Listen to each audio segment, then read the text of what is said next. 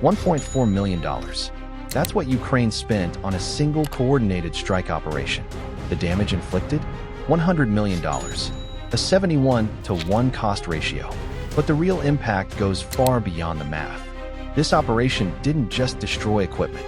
It shattered Russia's defensive doctrine and exposed vulnerabilities the Kremlin can no longer ignore. Here's exactly how Ukraine pulled it off. 2:03 in the morning. 48 Ukrainian long-range attack drones approach Mordovia, Russia. Their primary target, the Saransk mechanical plant. Not a random facility. This plant produces the mines being laid across the Donbass. Tens of thousands of them. The logistical artery feeding Russia's defensive line. Russian defenders activated their Krasuka for electronic warfare system immediately. This platform projects 500 watts of jamming energy across all standard GPS frequencies. For most satellite-guided munitions, this represents a mission kill. Total navigation failure. The drone swarm continued anyway. Unfazed. Analysis indicates these weren't standard commercial drones. They were AQ-400 Scythe models equipped with custom firmware. When the drones detected complete GPS signal loss, alternative protocols activated automatically. The onboard system, called SkyDude, compared live optical feeds with preloaded satellite terrain maps. Roads, rivers, forests, visual landmarks. Terrain contour matching rendered GPS jamming completely ineffective. The entire formation maintained cohesion, flying at 40 feet altitude, low enough to stay below long-range early warning radar detection thresholds. At 2:06, the swarm reached a 10-mile engagement radius. Then they executed the phantom shift. 44 drones suddenly climbed to 1,000 feet. Intentionally, these were decoys designed to present clear targets to Russia's layered air defenses. The defending Pantsir-S1 system operators saw their consoles saturated with contacts. The Pantsir can track numerous targets simultaneously, but it's limited by engagement channels. Only 4 targets can be engaged at once. 5 seconds later, the Pantsir launched its first volley. 12 interceptor missiles accelerating to Mach 3.5.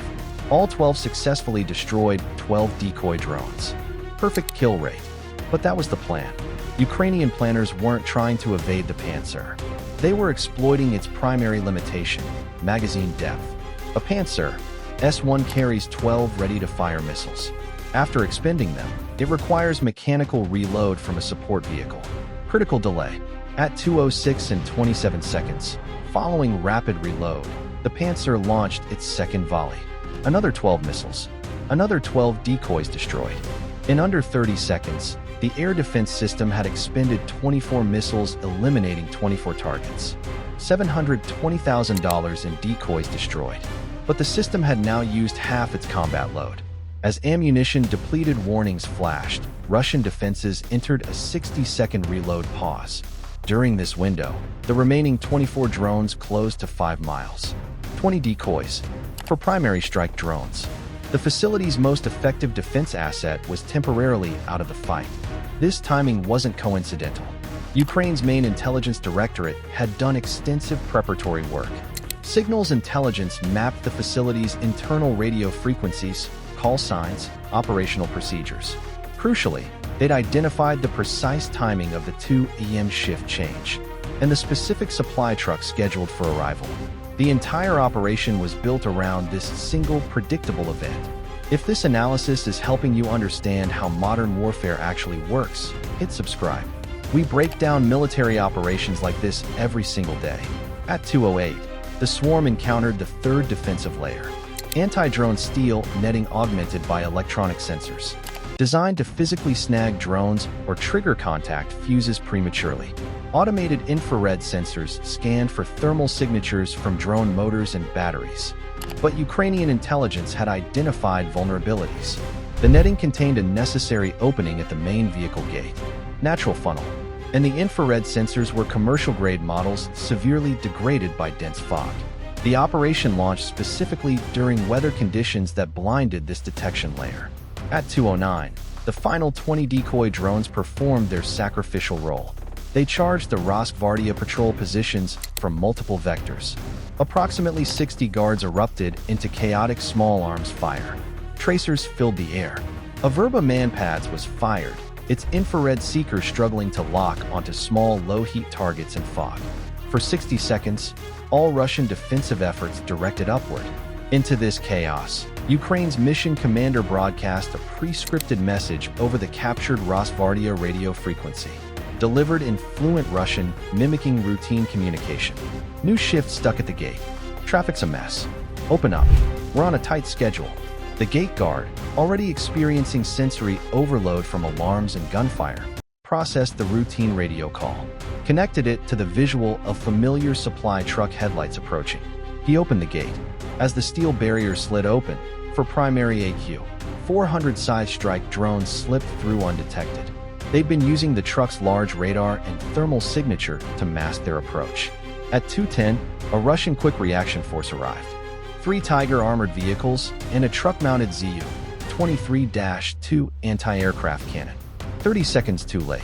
The Zu-23-2 gunner attempted to acquire the infiltrating drones. But this 1960s weapon system, while formidable against helicopters, lacks the fire control needed to intercept small, fast-moving drones in terminal phase. The 4-strike drones used onboard thermal imagers to acquire their primary target, the main munitions warehouse. Terminal guidance locked in milliseconds. The gunner fired a stream of 23mm tracers. Desperate flak barrier. The shells passed just behind the final drone. At 2:11, the first scythe drone impacted the northwestern corner of Building 7, the final assembly and main storage hall. Tens of thousands of assembled mines inside. The drone's 25-pound warhead featured a hardened nose cone designed to penetrate the steel wall before detonation. The internal explosion unleashed a supersonic overpressure wave estimated at 300 psi.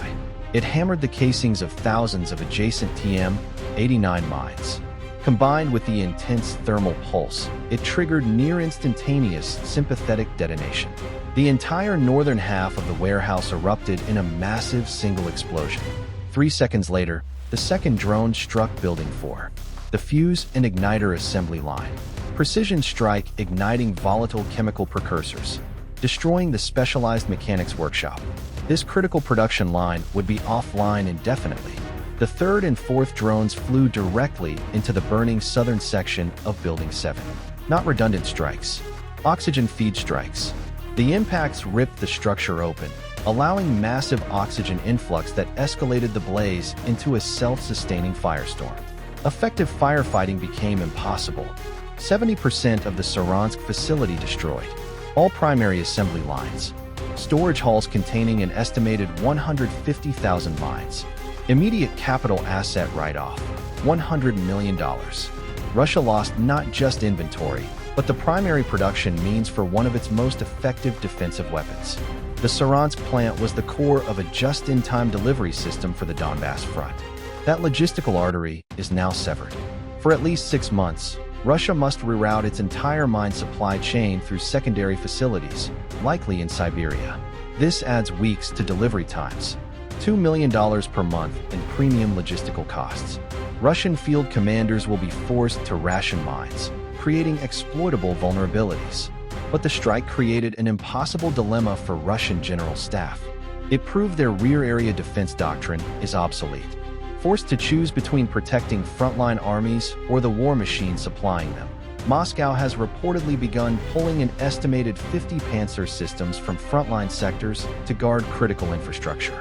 This redeployment creates new gaps in battlefield air defense, inviting further Ukrainian strikes on command posts and artillery depots. The same day, a second precision strike hit Makhachkala in Dagestan. 2 Ludii long-range drones cruising at 30,000 feet over the Caspian Sea struck a single 200-foot catalytic cracking tower, the irreplaceable component required to refine crude oil into high-grade naval fuel. Thermobaric warheads caused massive fuel-air explosion. Secondary fires in adjacent storage tanks. The Black Sea Fleet's fuel supply degraded. 2 operations executed the same day, not separate attacks. A single coordinated strategic operation. Saransk attacked Russia's future capability. Makhachkala attacked present capability. Ukraine demonstrated sophisticated multi-layered capability combining deep intelligence, advanced technology, and complex tactical planning. $1.4 million invested. 100 million in direct damages. A crippled supply line. Propaganda defeat. Forced disadvantageous redeployment of strategic assets. The myth of Russian air defense impenetrability has been shattered. The industrial rear now functions as a front line. Subscribe for tomorrow's breakdown. This is the strategic front.